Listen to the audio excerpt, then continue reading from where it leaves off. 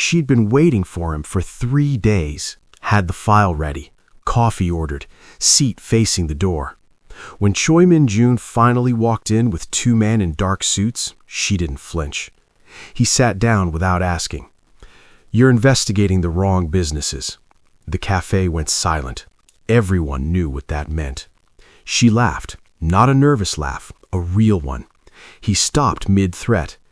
"You think I'm here about your operations?" She slid a folder across the table. "I'm not investigating you at all." His face changed. "I'm investigating the people who've been framing you for 2 years." She opened the folder. Bank records, shell company registrations, names he recognized. "So here's what happens next," she said. "You sit, you listen, and you let me finish." He sat. But to understand what she put in that folder and why he stayed in that seat, you have to go back to the morning it all started. The morning Yoon Jae-won walked into the wrong cafe. The milk steamer cut off mid-pour. That was the first sign. Not the door opening. The door opened 100 times a morning at Cafe Bomb in the Mapo district. What made this particular moment different was that the barista, a 23-year-old named Seoul who talked constantly and laughed easily and had never, in 2 years of working that counter, stopped what she was doing for any customer. Seoul set the steel pitcher down on the rubber mat, placed both palms flat on the counter, and went completely still. The 2 university students nearest the entrance didn't look up from their laptops. They didn't need to. They just reached forward, almost in unison, and lowered their screen brightness, made themselves smaller, made themselves less visible. The man at the corner table, the one who'd been on a phone call since 8:15, talking loudly, the kind of person who treats a cafe like a private office, pressed the phone to his chest mid-sentence. Waited. Yoon Jae-won had that effect on rooms. Not because he was loud, not because he made any gesture toward the people in them.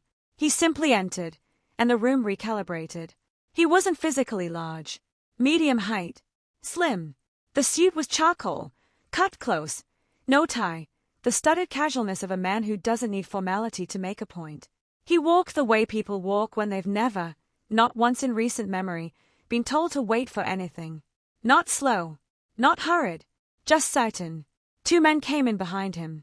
They didn't follow him inside so much as they held the perimeter, one near the door, one drifting to the far left, both doing the specific kind of nothing that trained eyes recognize immediately. Catherine Hudson noticed all of it.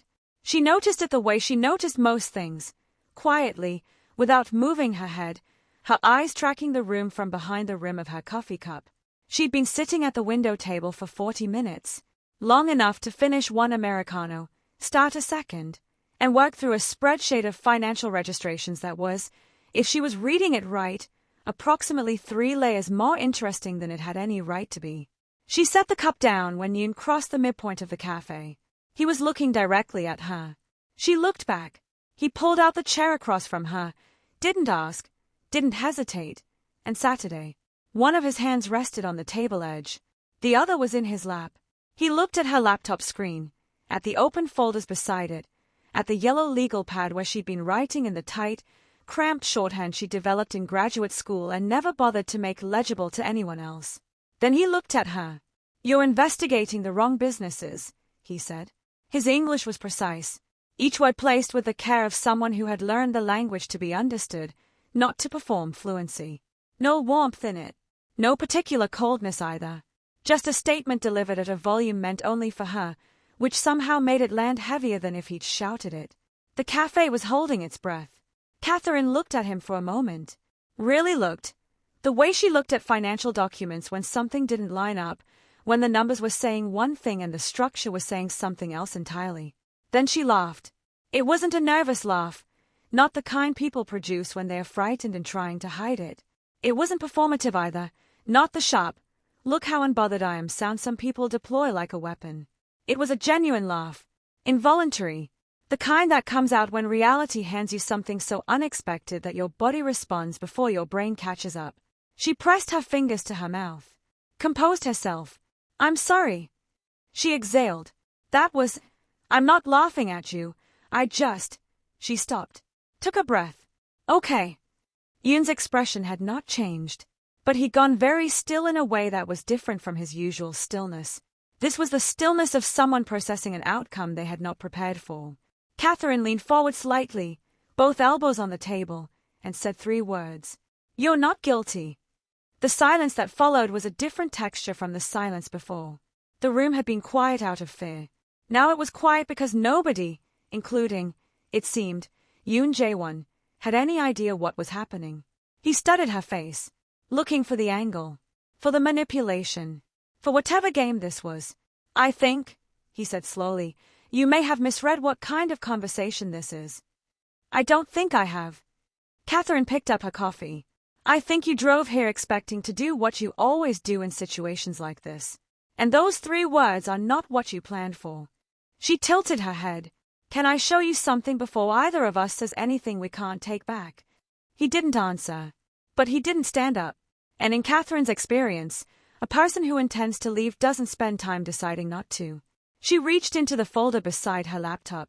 To understand why Catherine Hudson laughed in a moment that had, by reliable account, made other people leave the country, you have to go back to a specific afternoon in Detroit when she was 9 years old and sitting in the back of a courtroom she had no business being in. Her mother, Diane, was a paralegal at a tenant rights firm on the east side of the city. The babysitter had cancelled. There was no one else.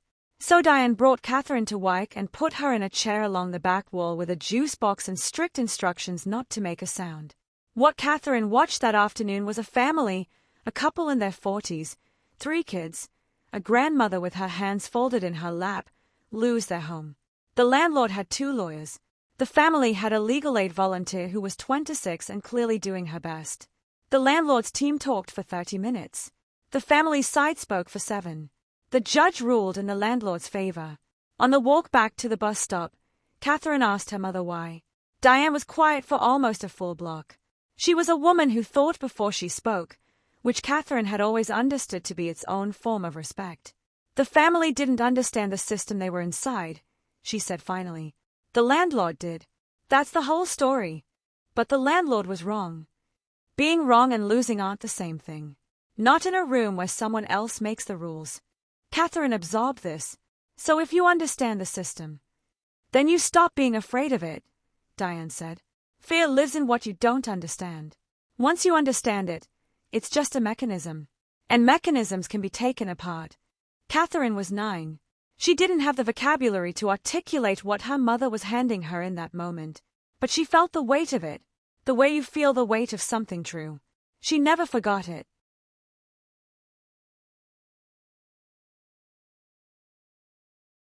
By the time she was 34, Catherine Hudson had spent a decade dismantling mechanisms for a living.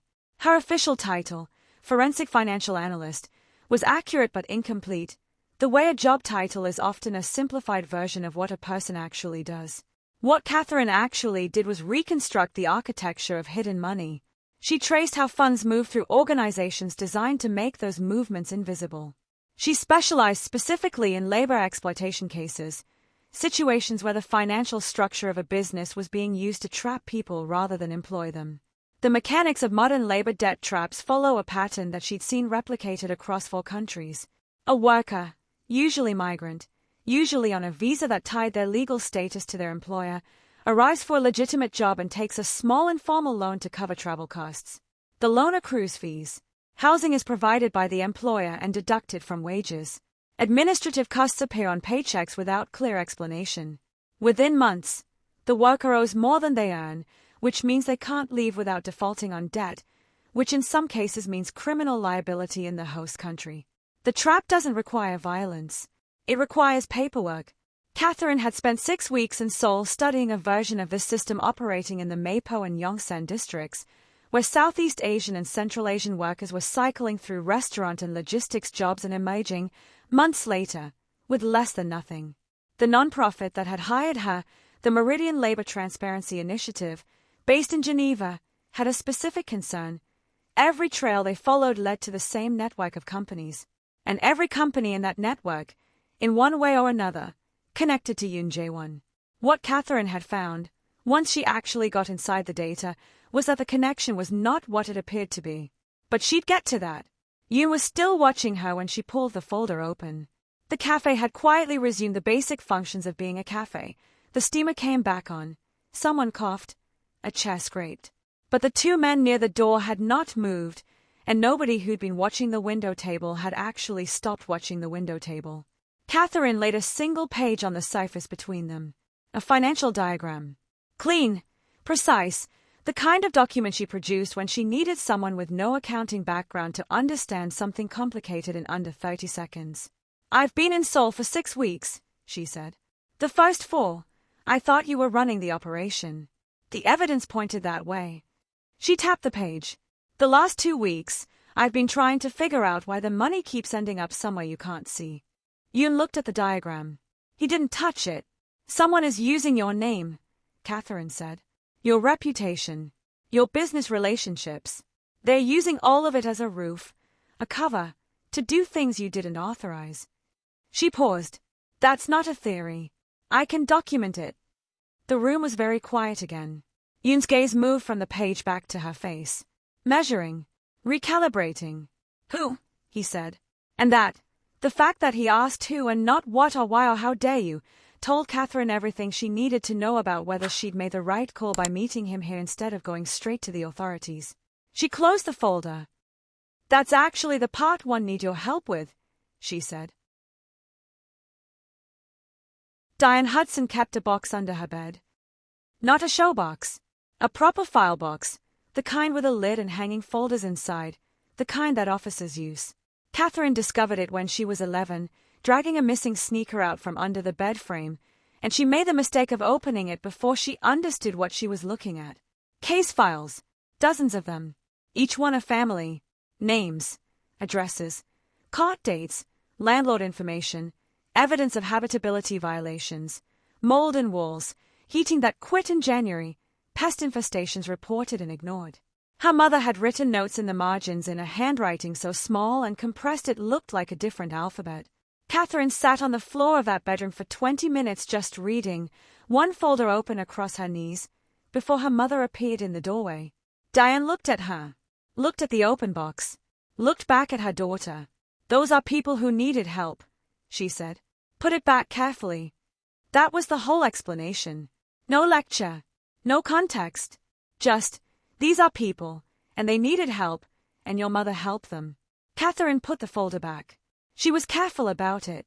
The firm where Diane worked, Eastside Housing Justice, a non-profit with 4 staff members and a waiting list that never got shorter, operated out of a converted storefront on Van Dyke Avenue. Brown linoleum floors, fluorescent lighting with one bulb that flickered so reliably that the staff had named it Gerald. A folding table in the back that served as the kitchen. Catherine spent more afternoons there than she could count. She did homework at the corner desk while her mother took calls, pulled records, prepared for hearings. She learned, by simple proximity, how the machinery of a housing dispute actually worked. Not the civics class version. The real version. She learned that a landlord who filed an eviction notice on a Friday was banking on the tenant not being able to reach legal help over the weekend. She learned that certain judges had tendencies, and experienced attorneys tracked those tendencies the way meteorologists track weather patterns. She learned that the difference between a family keeping their home and losing it was often not the facts of the case, it was whether someone on their side understood the room well enough to use the facts correctly. Power is a language, her mother used to say. And like any language, the people who grow up speaking it fluently will always have an advantage over people who are just learning the words. Diane Hudson spoke it fluently. She just made sure her clients had a translator. Catherine was not supposed to become what she became. That isn't a complaint, it's just accurate. She had a plan in college, which was to go to law school, which was her mother's plan too, which was why Diane worked the second job for 3 years to cover the LSAT prep course. Catherine scored well, got into 2 good programs, and then, in her final year of undergrad, took an elective in financial forensics because she needed 1 more credit and the time slot fit. The professor spent the 3rd week of class walking the students through a case study, a landlord in Philadelphia who had been systematically overcharging tenants in 14 buildings for 11 years. The overcharges were small. $40 here, $60 there. Small enough that no individual tenant noticed anything more than a vague sense that the numbers never quite added up. But across 14 buildings in 11 years, The total came to just under $4 million. The landlord had been caught not because a tenant complained. He'd been caught because a forensic accountant, hired for an unrelated audit, noticed that the property management company's revenue numbers didn't match the lease agreements on file. One person, looking at the right numbers, found $4 million and freed hundreds of tenants from an arrangement they hadn't even fully understood they were trapped in. Catherine went home that night and deferred her law school acceptance. Her mother was quiet on the phone for a long time. "You sure?" Diane said finally. "I can do more from the outside than from inside a courtroom." Another pause. "Okay," her mother said. And then, because Diane Hudson was not a woman who let important moments pass without marking them, "You're going to be good at this." She was. 15 years later, Catherine Hudson had worked cases across the United States, the United Kingdom, and 2 countries in Southeast Asia. Her methodology was specific. She didn't wait for victims to come forward, because in the kinds of operations she investigated, victims rarely came forward. They were too afraid, too indebted, or too uncertain about what was actually being done to them. Instead, Catherine worked from the financial structure outward, starting with the money and following it backward until the human consequences became visible. She had a 6-year-old daughter named Maya, who lived with Catherine's mother in Detroit during field assignments and video called every night at 8 o'clock without fail. Maya had strong opinions about bedtime stories, a collection of plastic dinosaurs she'd organized by diet, herbivores on the windowsill, carnivores on the dresser, and her grandmother's absolute refusal to let her stay up past 9 regardless of what her mother might allow on weekends. Catherine carried a photo in the front pocket of her field notebook. Maya at 5, sitting on Diane's front steps, squinting into the sun, holding a juice box like a trophy. She looked at it the morning she landed in Seoul. Looked at it again on the night, 6 weeks later, that she understood she'd been investigating the wrong person.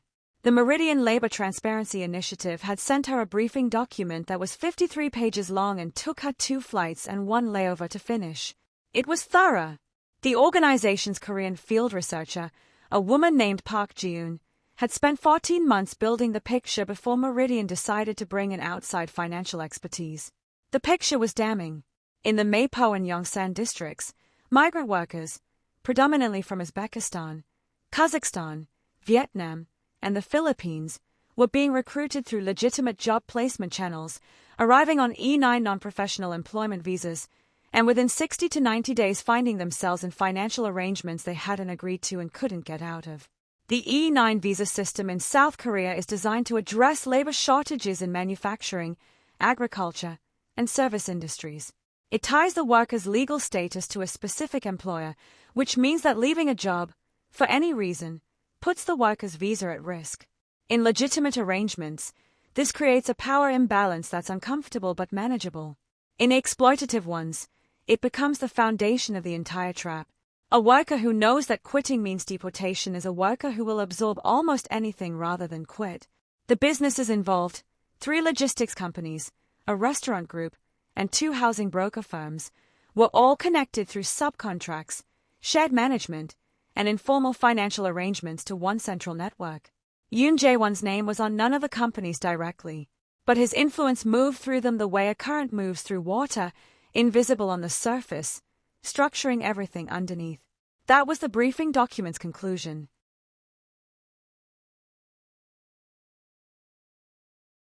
Catherine had learned, over 15 years, not to trust conclusions. She trusted data. She trusted records. She trusted the specific, particular things that documents said when you knew how to read them. So she started reading. The first 2 weeks were what she expected. Business registrations, tax filings, employment records cross-referenced against visa applications. She built a network map, color-coded, printed large, pinned to the wall of the Mapo apartment she'd rented for the duration of the assignment. Yoon's network radiated outward across the map like a web, each thread connecting to a company, a contract, a name. The money looked dirty. The structure looked designed to obscure. Everything pointed toward the conclusion the briefing document had already reached. And then, on day 16, she found the first discrepancy. It was small, easy to miss. A payment of 3 million Korean won, roughly $2,000, described in a logistics company's internal ledger as a settlement fee paid to a worker named Arman K., a Kazakhstani national who had left his position in month 4 of employment. Settlement fees weren't unusual. What was unusual was that the payment had come from an account that wasn't in the logistics company's own name. It had come through a subsidiary that, when Catherine went looking for it, turned out to have a different registered director, a different business address, and financial reporting that was technically filed correctly but structured in a way that made it almost impossible to trace without knowing exactly where to look. She flagged it, found another one 3 days later. Different company, different worker, same structural fingerprint. Money moving through a layer that shouldn't have existed. Going somewhere that wasn't Yoon's known accounts. She started a second map. The man who came to her apartment building arrived on a Wednesday evening, just past 7. She was in the lobby, retrieving a package, when he appeared at the entrance. Not inside, not pushing through the door, just standing at the threshold in the specific way that means I want you to notice I'm not coming in uninvited. Mid-40s, average height, the kind of face that wouldn't hold in your memory 10 minutes later. He was wearing a dark puffer jacket, the same style half of Seoul wore in October. He said her name, pronounced it correctly, which meant someone had briefed him. Ms. Hudson, I wanted to speak with you briefly. His English was careful but comfortable. Some of the individuals whose records you've been accessing, they've become aware of the attention. They're private people. They prefer the attention to stop. Catherine looked at him. Which individuals specifically? He smiled, politely, without offering anything. I think you know the general area. I'd like a name. I don't think that would be helpful for either of us. He put his hands in his jacket pockets. I'm not here to cause any difficulty, Ms. Hudson. I'm here because I was asked to extend a professional courtesy. As one professional to another.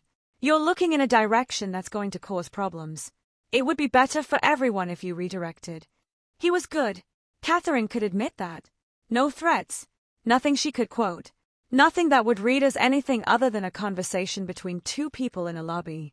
I appreciate you coming, she said. Of course. He nodded, precise and brief. Turned to leave. Can I ask you one thing? She said. He stopped. The people who sent you, do they know what's actually in those records? Or are they just worried about what I might find? He looked back at her. For just a moment, less than a second, something moved across his face that wasn't the controlled politeness he'd worn through the whole conversation. She wouldn't have caught it if she hadn't been looking for it. He left without answering. Catherine stood in the lobby with her package for a full minute after the door closed. Then she went upstairs, opened her laptop, and pulled up the second map. Because here was the thing. If the warning had come from Yoon's people, from Yoon himself, they would have been warning her off a trail that led to Yoon. But the question she just asked, do they know what's actually in those records, had landed differently than it should have if the man already knew what she was looking at. His reaction told her he didn't. Which meant the warning had come from somewhere else inside the organization. Which meant whoever sent it wasn't protecting Yoon Jae-won. They were protecting themselves.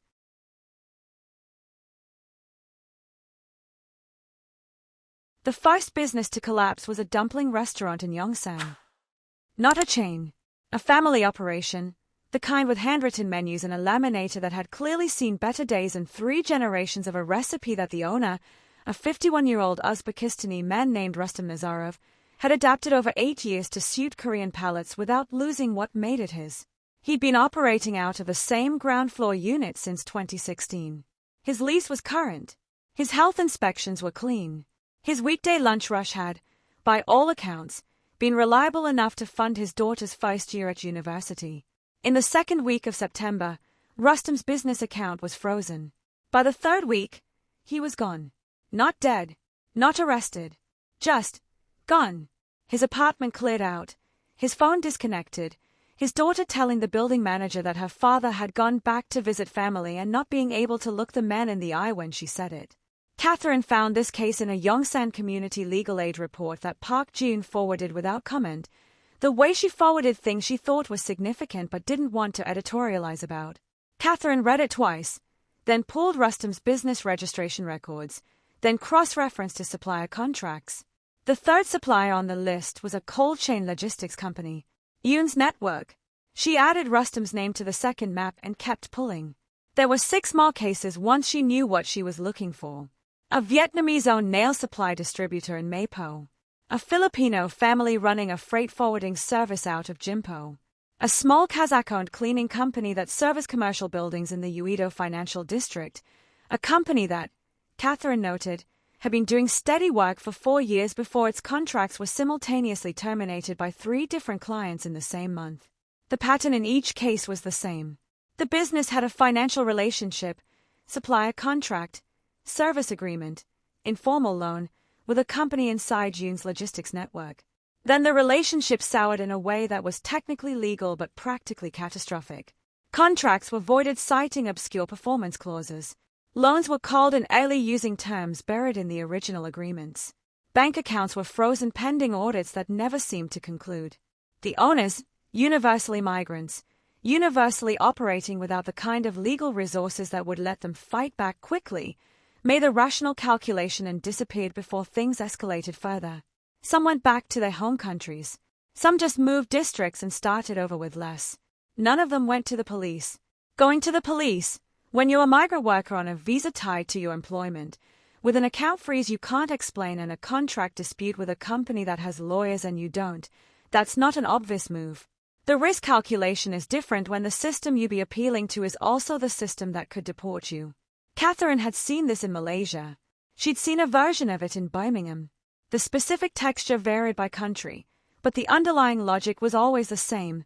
Build the trap out of legitimate-looking components, and your victims will dismantle themselves for you. The money should have gone somewhere. That was the thing Catherine kept coming back to.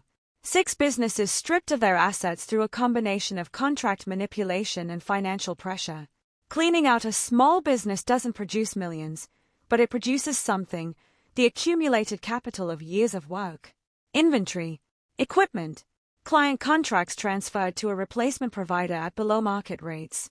The mathematics of organized asset extraction, done across 6 targets over 18 months, added up to a number Catherine estimated at somewhere between $4 and $7 million.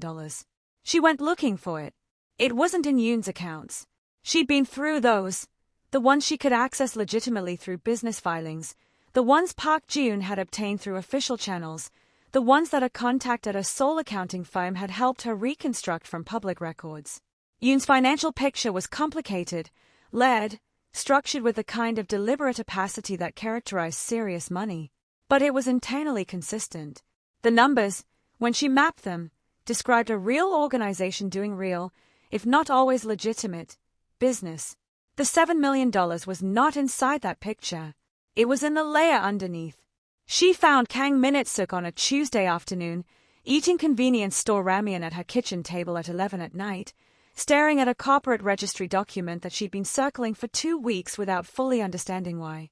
He appeared in the filings as a registered director of 4 subsidiaries, the same layer of companies she'd first noticed in week 3, the one structured to be technically compliant while being functionally invisible.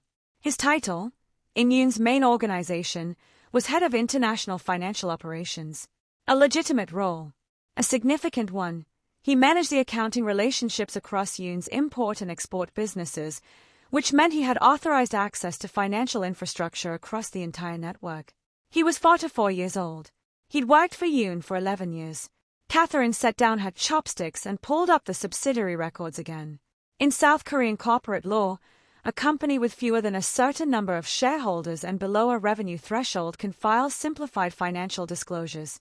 The threshold is low enough to be useful, high enough to look legitimate. Kang had structured each of his 4 subsidiaries to sit just below the reporting threshold, not so small as to look like shells, not large enough to require the kind of disclosure that would make their actual function visible.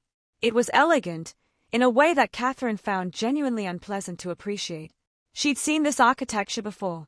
The Korean term for these kinds of lead holding structures is arrangements, nominee account systems, but she'd never seen one nested this carefully inside a legitimate organization. Kang hadn't built a parallel company. He'd built a parallel company inside someone else's company, using that company's reputation as insulation. Every time a business owner received a threatening call, or found their contract voided, or discovered their bank account frozen, they assumed it was Yoon. Of course they assumed it was Yoon. Yoon's name was on the logistics contract. Yoon's security firm had people stationed outside commercial buildings throughout the district. Yoon's reputation had been built over 15 years into something that people treated as a fact of nature, an immovable thing you navigated around rather than challenged. Kang had understood this perfectly. He'd stolen from immigrant families under Yoon's roof, and then collected the money in his own basement. Catherine sat back in her chair and looked at the ceiling for a while. The ramen had gone cold. She thought about Park Ji-yoon's 14 months of field research, every thread of which had led to Yoon's name. She thought about the Meridian briefing document. She thought about Rustam Nazarov's daughter, who couldn't look the building manager in the eye. She thought about 6 families, at minimum, who had absorbed catastrophic losses and disappeared rather than fight a man who hadn't actually done this to them. Kang had stolen from the families, and in doing so, he'd also stolen Yoon's reputation, used it like a tool, like a weapon, without Yoon's knowledge. Which meant Yoon was simultaneously the cover story and a victim of a kind, though Catherine didn't imagine he'd appreciate the framing. She thought about what happened if she went to the authorities now. She knew the answer. She'd been in enough of these situations to run the sequence forward without much effort. If she brought what she had to prosecutors, the investigation would open officially. Kang would find out. These things always leaked, and a man who'd spent 11 years building invisible infrastructure inside a major criminal organization would have no trouble disappearing himself along with the subsidiaries, the accounts, and the $7 million. The victims would get a press release. The case would go cold. She needed Kang to have nowhere to go, which meant she needed someone to close every exit before the door opened. She thought about it for 3 days. She ran the options. She was a person who ran options, who made lists, who stress-tested scenarios the way engineers stress-test structures, and she kept arriving at the same conclusion. The only person who could move fast enough and completely enough to neutralize Kang before he ran was someone who already had eyes inside the organization. Someone who had, over 11 years, given Kang access to everything, and could therefore take it all back overnight. The math pointed to Yoon. She called Park Ji-yoon on the 4th day. "I need to ask you something, and I need you to not react immediately," Catherine said. Park Ji-yoon, who had spent 14 months doing field research in conditions that would have broken most people, said, "Okay. The target isn't Yoon." A long pause. "Tell me," Park Ji-yoon said. Catherine told her, walked her through the subsidiaries, the payment trails, the structural fingerprint, the $7 million sitting in accounts that Yoon couldn't see and hadn't authorized. When she finished, Park Ji-yoon was quiet for a moment. "If you go to Yoon directly." "I know. That's not a normal move, Catherine." "No," Catherine agreed. "But going to the police hands Kang a warning and a head start. Going to Yoon hands Kang a problem he can't outrun." She paused. "Yoon has been in that organization for 15 years. He knows every room in it. Kang doesn't get to just leave." Another silence. "How do you get Yoon to come to you?" Park Ji-yoon asked. The answer to that was simple. She stopped being subtle.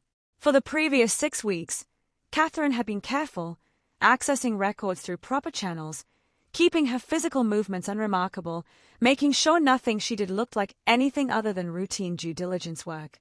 Now she revised that. She filed information requests on 3 of Kang's subsidiaries through a channel that would be visible to anyone monitoring external inquiries on those companies. She had 2 visible meetings with Park Ji-yoon at a cafe in Mapo that she knew was within the operational territory of Yoon's network. She let her research be seen. She was making herself loud on purpose, rattling a cage she'd very deliberately chosen. It took 8 days. She was at the window table at Cafe Bomb. She'd chosen it for the sightlines, for the fact that it was public enough that nothing would happen there, for the fact that it served a genuinely good Americano and she'd been sleeping 4 hours a night for 2 weeks and needed every advantage. When the door opened and the room went quiet, she didn't look up immediately. She finished the sentence she was typing. Then she lifted her eyes, and Yoon Jae-won was already looking at her, crossing the cafe floor with that unhurried certainty, and Catherine felt, not fear exactly, but a specific alertness, the kind her body produced when she was about to do something that could go very wrong very fast. She let it sit, acknowledged it, set it aside. He pulled out the chair across from her and sat down. "You're investigating the wrong businesses," he said. And Catherine Hudson, who had spent 8 days engineering this exact moment, who had 3 days of lost sleep and a photo of her daughter in her front pocket and a folder of evidence that could take Kang Min-suk apart at the seams, laughed. Because the man sitting across from her, the man Seoul treated like a weather system, had driven here to warn her away from a crime he didn't even know was being committed in his name. And that was, genuinely, a little bit absurd. Yoon Jae-won had been in many rooms where people were afraid of him. He understood that fear the way a person understands weather, not something he engineered, exactly, just something that arrived ahead of him and shaped the atmosphere before he got there. He hadn't chosen it at the beginning. It had accumulated over years, the way most things in his life had accumulated, slowly, through repetition, through the occasional demonstration that his patience had edges. By the time he was 35, it was simply a condition of his presence, the way a room gets warm when enough people are in it. He had not, in recent memory, been in a room where someone was laughing at him. Not cruel laughter. Not the nervous, slightly hysterical kind that people sometimes produced when they were badly frightened and their body chose the wrong response. This woman, this Catherine Hudson, with her legal pad and her open laptop and the folder she'd slid half an inch toward him and then stopped, was laughing the way someone laughs when the punchline finally lands on a joke they've been waiting 3 days to hear. He didn't like it. Not because it was disrespectful. Because he didn't understand it. And Yoon Jae-won had spent his entire adult life making sure he understood every room he walked into before he walked into it. She let the laugh settle, pressed 2 fingers briefly to her mouth, and looked at him with the focused, unhurried attention of someone who had already decided how this conversation was going to go. "You're not guilty," she said again. Quieter this time. Less like a revelation, more like a confirmation. Yoon looked at her. "Of what?" he said. "Not a question. A correction. Of what I was sent here to investigate." She pulled the folder the rest of the way across the table, not pushing it into his hands, just making it available, the way you make something available to someone you're not trying to force. The labor exploitation. The asset stripping. The debt traps these families have been living inside for 18 months. She paused. "That's not you." The cafe had settled into a careful quiet around them, not the full silence of his arrival, but the muffled, deliberate sounds of a room full of people working very hard to seem like they weren't listening. The barista had resumed steaming milk but had turned the machine's pressure down. The college students near the door were staring at their screens with the focused intensity of people reading nothing. Yoon looked at the folder. He didn't touch it yet. "You came here," he said, "to tell me I'm innocent. I came here because you're the only person who can fix it fast enough to matter." He let that sit. "Open the folder," Catherine said. He was a man who read documents the way other people read faces, quickly, completely, looking for the thing the document didn't want him to find. Catherine had noticed this in the first 30 seconds. Most people, handed a financial diagram they hadn't asked for, took a moment to orient themselves. Yoon scanned the first page, turned to the second, went back to the first. His eyes moved in a grid pattern. Methodical. Trained. She had built the folder over 4 days specifically for this moment. She'd anticipated that she would have, at most, 10 minutes before he either walked out or shut down. So she'd structured it the way she structured all her high-stakes presentations. The conclusion first, the evidence underneath, nothing in there that wasn't necessary. Page 1, a network diagram. 4 subsidiary companies, each registered to a different nominee director, each sitting below the Korean FSS simplified disclosure threshold at 10 billion won in annual revenue. 4 boxes on a page, connected by lines, all 4 lines converging on a single name. Kang Min-suk. Page 2, a transaction log. 31 payments over 18 months. Each one routed from a business inside Yoon's logistics network, through one of the 4 subsidiaries, into a private account registered in Kang's wife's name in a Macau-based bank. The amounts ranged from 800,000 won to 4 to 2 million. The Macau registration was a detail Catherine had found 3 days ago and spent the better part of a night confirming, because offshore accounts in Macau's financial system are structured under a specific regulatory arrangement that makes them nearly invisible to Korean financial authorities unless you know the account structure to search for. Kang had known exactly which jurisdiction to use. Page 3. 6 business profiles. Rustam Nazarov's dumpling restaurant. The Vietnamese distributor. the Filipino freight service, the Kazakh cleaning company. 2 others, each one showing the sequence: financial relationship with a Yoon network company, escalating pressure, asset extraction, disappearance. And in each case, the trail running not to Yoon's main accounts but through the subsidiary layer and out the other side. Yoon turned to page 3 and stopped. He looked at it for longer than he'd looked at the others. Catherine waited. "These businesses," he said. His voice was the same volume it had been since he sat down. That was the tell. She realized. The volume never changed. So when the content shifted, the contrast was sharper. They were under protection agreements. "I know. Which means they paid a fee to operate in this district without interference from..." He stopped. "Without interference from your network." "Yes." Catherine kept her voice even. "They paid for protection. Someone collected those fees, told them they were covered, and then stripped their assets anyway. Under your name." She let a beat pass. "The families who lost everything think you did it. My organization thinks you did it. The field researcher who spent 14 months documenting this thinks you did it." She met his eyes. "You're the villain in a story you weren't actually in." Yoon set the folder down. He was still. The particular kind of still that isn't calm but that looks like calm from the outside. The stillness of a person who has received information that requires immediate internal processing and has enough self-discipline to keep that processing off their face. Almost enough. The line of his jaw had tightened. "Barely. Perceptibly. Kang has been with me 11 years, he said. "I know. He manages international operations. He has access to..." He didn't finish the sentence. "I know what he has access to," Catherine said. "That's the point. He understood your structure better than almost anyone, and he used that understanding to build something inside it that you couldn't see." She picked up her coffee. "In forensic accounting, we call it shadow architecture. A secondary financial system constructed inside a legitimate one, designed to be invisible to the primary operator. It works best inside organizations where the primary operator has, let's say, a preference for not examining certain things too closely, where the external reputation keeps regulators at a distance." She put the cup down. "Your power made the perfect disguise." That landed.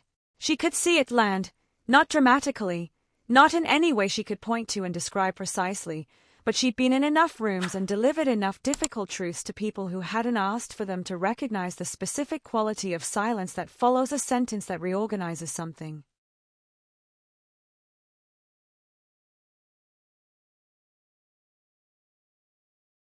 Yoon stood up. Catherine's pulse moved, one quick, involuntary beat, and she kept her face where it was. He walked 3 steps to the window and stood with his back to the room, looking out at the street. Morning traffic. A delivery truck idling at the curb. A woman in a red coat walking with the speed of someone already late. One of his men near the door shifted his weight. Yoon didn't turn around. Made a small gesture with 2 fingers. "Stay," and the man went still again. Catherine Saturday. She'd learned this from her mother too. When you've handed someone the truth and the truth is heavy, you don't fill the silence. You let them carry it. Rushing in with more words is just a way of taking the weight back, which is the opposite of what you need to happen. A full minute passed. Maybe more. "The cleaning company," Yoon said, still facing the window. "Kim Sarung handled their renewal." Catherine didn't know who Kim Sarung was. She made a note on her legal pad. Kim reported to Kang. Everything in the Uido commercial district reported to Kang. He paused. "I restructured the operation 4 years ago.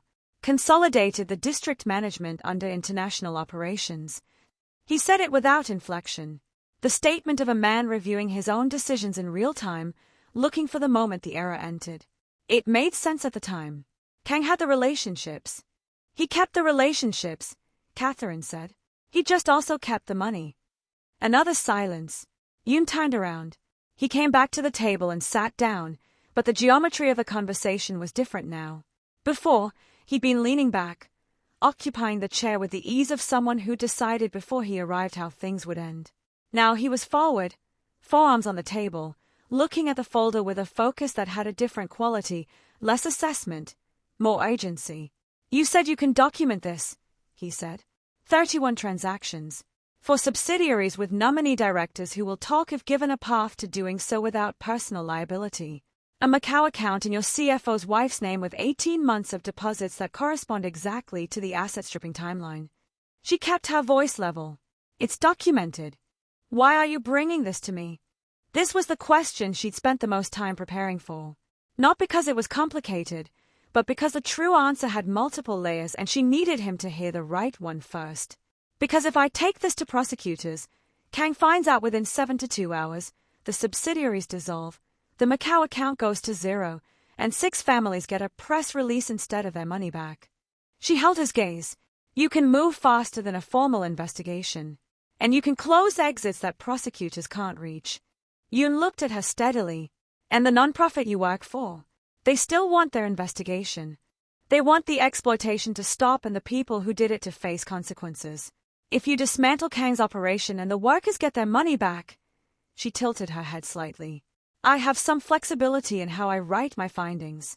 That's a significant offer from someone with no reason to trust me.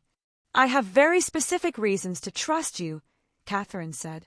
You run an organization built on the idea that when someone is under your protection, that protection means something. If it didn't mean something, your whole network falls apart. She paused. Kang bet that your reputation was just fair. That it was hollow. I'm betting it isn't. Yoon was quiet. Also, Catherine added, you've been sitting here for 20 minutes when you could have left. That tells me something too. Something moved at the corner of his mouth. Not a smile exactly. The precursor to one, arrested before it fully formed. He looked down at the folder again. The nominee directors, he said. You said they talk. Given the right offer. They are not loyalists. They are functionaries. Kang hired people who wanted a clean filing fee, not people who wanted to go down for fraud. She slid the folder closer to him. Their contact information is on page 4. He opened page 4. She watched him read. The cafe had warmed up around them, more customers now, the mid-morning wave, the ambient noise thick enough that their conversation was fully private. Seoul behind the counter was moving normally again, humming something Catherine couldn't make out over the espresso machine. Yoon closed the folder. He didn't give it back. He kept it on his side of the table, one hand resting on it, and looked at Catherine with an expression she hadn't seen on him yet, not the controlled assessment of someone managing a threat, not the recalibration of someone processing a surprise. This was something older. More tired. How many families? He said. 6 confirmed. Possibly more. Park Ji-eun, she's a field researcher, is still documenting. How long until your organization publishes findings? I have some time. Not unlimited. She met his eyes. Enough time, if you move quickly. He nodded once. A decision made, not announced. The man who came to your apartment, he said. Wednesday evening. Dark jacket. Catherine kept her face neutral. Yes. That was Kang's man. Not mine. He said it quietly. I didn't send anyone to your apartment. She'd known that since the lobby, but hearing it confirmed settled something she hadn't realized she'd still been holding. I know, she said. Yoon picked up the folder and stood. He straightened his jacket. Unhurried, the same physical precision he'd carried in with him. Then he looked down at Catherine with an expression that was hard to name precisely. Not gratitude, not quite respect, somewhere in the specific territory between them where those two things overlap. You took a significant risk, he said, coming to me with this. Catherine shrugged. I took a calculated one. They are not always the same thing. No, she agreed, but I did the math. He held her gaze for one more second. Then Yoon Jae-won picked up the folder containing 31 transactions for shell companies and the 11-year betrayal of a man who had mistaken access for loyalty and walked out of Cafe Bomb into the October morning. The room exhaled. Catherine picked up her pen and went back to her notes. She had a report to write, and for the first time in 6 weeks, she knew how it was going to end.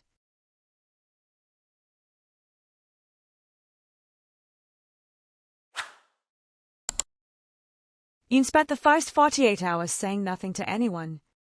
That was unusual. The people around him, the ones who had worked with him long enough to read the weather, noticed it and adjusted accordingly. Meetings ran shorter. Nobody came to him with things that could wait.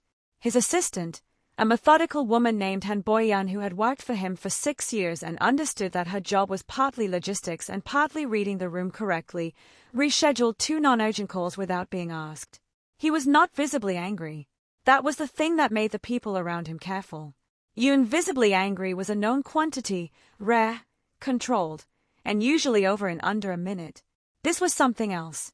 He sat through a Wednesday operations meeting and answered every question put to him and asked 2 precise follow-ups about the Incheon distribution contracts and left without the kind of summary statement he normally gave at the end. That evening he went back through 11 years of Kang's financial reporting himself. Not with an auditor. Not with a second set of eyes. Alone, in his office. Door closed, the city doing its usual nighttime business 18 floors below his window. He wasn't looking for evidence. Catherine had already given him evidence. He was looking for the moments he'd missed.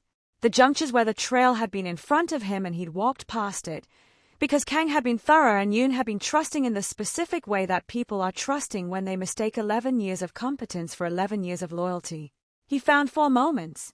4 points in the record where, if he'd looked directly at the structure instead of at the outcome, he would have seen the seam. The places where Kang's shadow architecture was thinnest, where the subsidiary layer connected back to the main organization in ways that only made sense if you already knew what you were looking at. He sat with those 4 moments for a long time. What Kang had taken was money. That was almost secondary.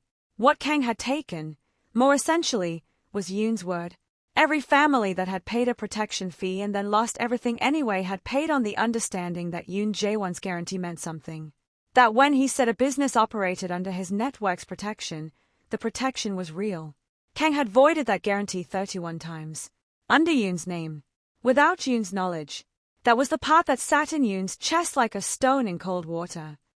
He called Kang on a Friday morning and asked him to come to the Uido office at 2 o'clock. Nothing unusual in that. They met in the Uido office regularly.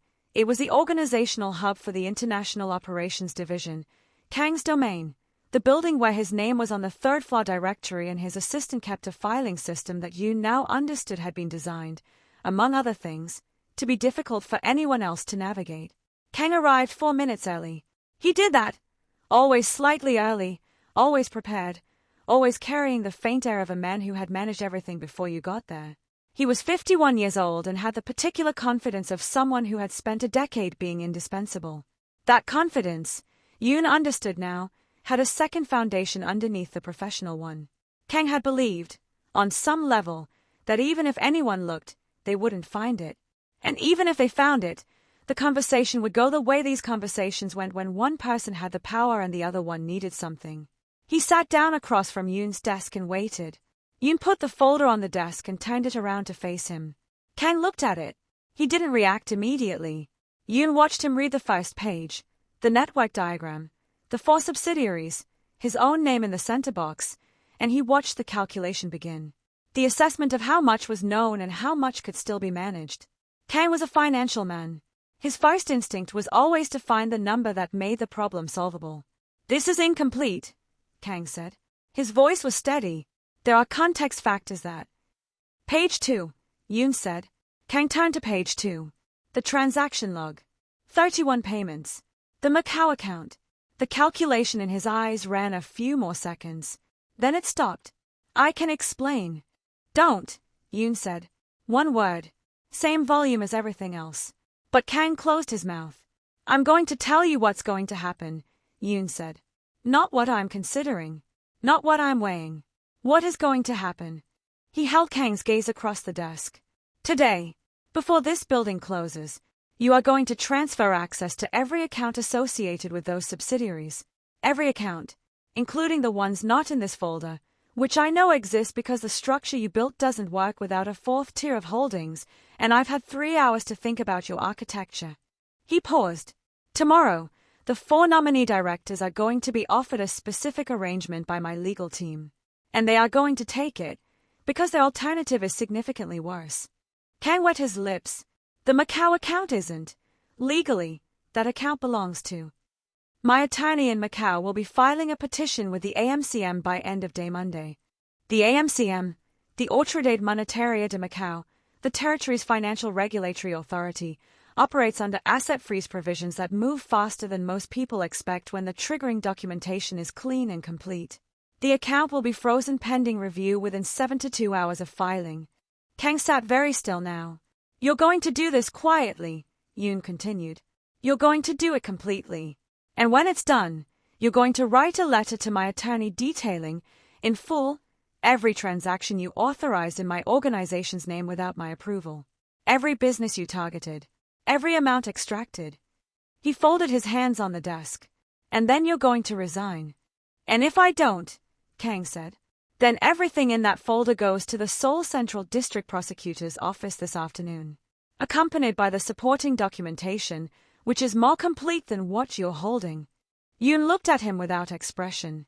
I think you understand the distinction between handling this internally and handling it externally. I think you've understood it since you sat down. Kang understood it. That was visible. The Korean legal system's prosecution of financial fraud involving foreign nationals as victims had been growing steadily more aggressive.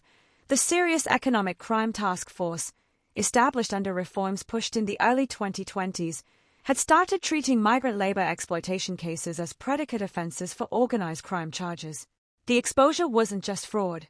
It was significantly more. Kang looked at the folder. Then he looked at Yoon. 11 years, he said. Not an argument. Something else, the involuntary acknowledgement of the math. Yes, Yoon said. A long moment. The building's ventilation system ran its quiet background note. Somewhere on another floor a phone rang twice and stopped. I'll need until Monday for the Incheon accounts, Kang said finally.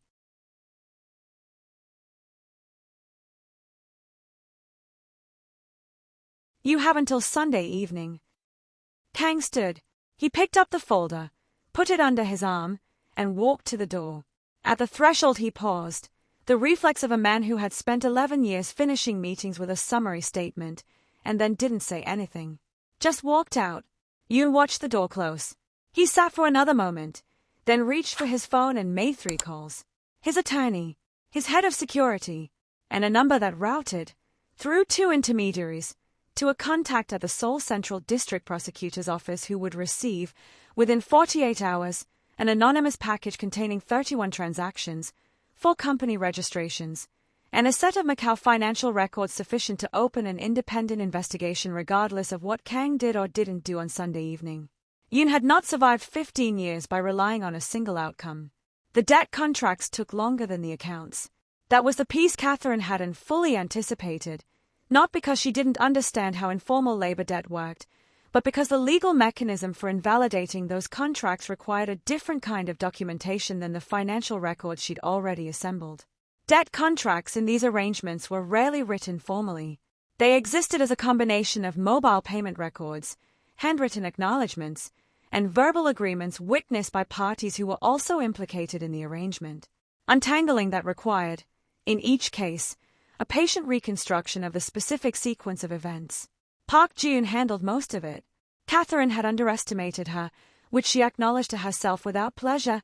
Park had 14 months of field relationships, knew which community liaisons to call, knew which district legal aid officers had the capacity to move quickly on invalidation filings. Within 3 weeks of the Kang operation being dismantled, formal challenges had been filed on behalf of 22 workers across 11 of the debt arrangements Park had documented. The E9 visa status issue required a separate track, a formal petition to the Ministry of Employment and Labor, which under Korean administrative law can issue emergency status protections for workers involved in ongoing legal proceedings against an employer. It was slow. It was frustrating. 2 families had already left the country before the protections went through. But 9 families stayed. 9 families, who had been inside a trap designed to be inescapable, found the trap disassembled around them. Rustam Nazarov came back from wherever he'd gone. Catherine never found out where, and reopened his restaurant in November with a new sign and the same recipe and, according to Park Jun, who went for lunch on the second day, a wait time of 40 minutes. Catherine put that detail in her field notes. She wasn't sure why. It just seemed important to record. She was back at the window table at Café Bomb on a Thursday morning in early December when the room went quiet again. Slower this time. The shift in atmosphere moved through the cafe the way a change in air pressure moves through a room before rain. Gradual, definite, Catherine looked up from her laptop. Yoon was at the door. He was alone. No men at the perimeter. Dark coat, same precise posture, same unhurried movement through the room. But something about the room's response was different from October. People still noticed him, still felt whatever it was his presence produced. But the quality of it had changed. The barista, it was Soo-yeon again. Catherine recognized her, glanced up, registered him, and went back to what she was doing without the full-body freeze of 2 months ago. Small difference. Significant one. He pulled out the chair across from her on Saturday, looked at her laptop, at the legal pad, at the Americano that was 3/4 gone. "You're still here," he said. "I close out the assignment next week." Catherine moved her legal pad to one side. "Meridian wants a final report." "What does the final report say?"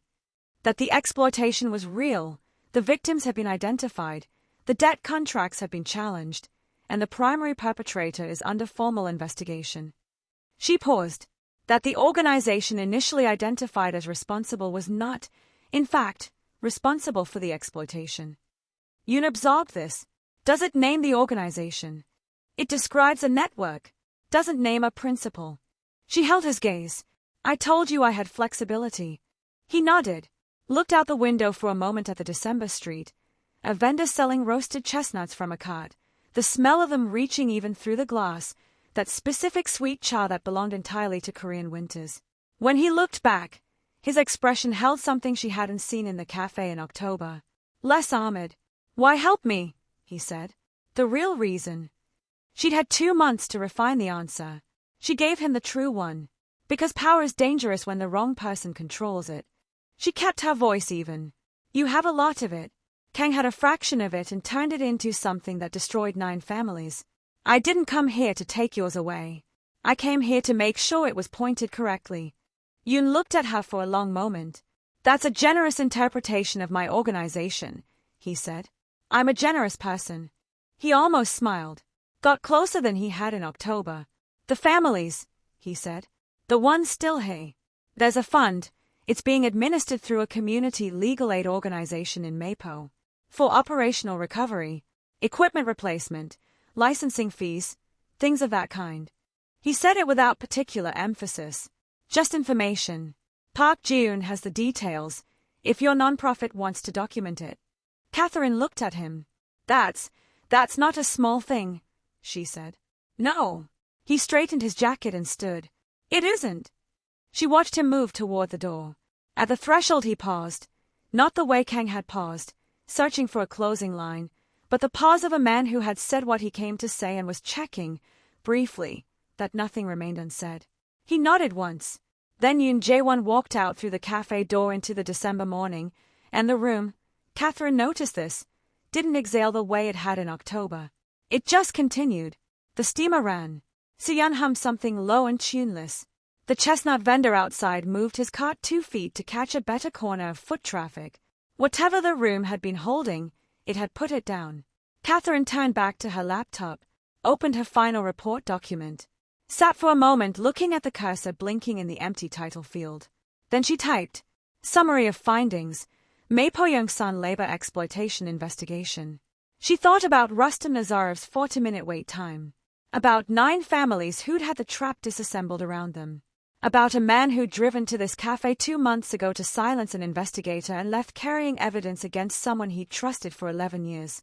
She thought about her mother's kitchen table, the box under the bed, the way a room full of people who understood the system they were inside was a room that didn't need to be afraid of it. She started writing. Outside, the chestnut cart sent a thin thread of sweet smoke past the cafe window and dissolved into the ordinary Seoul morning.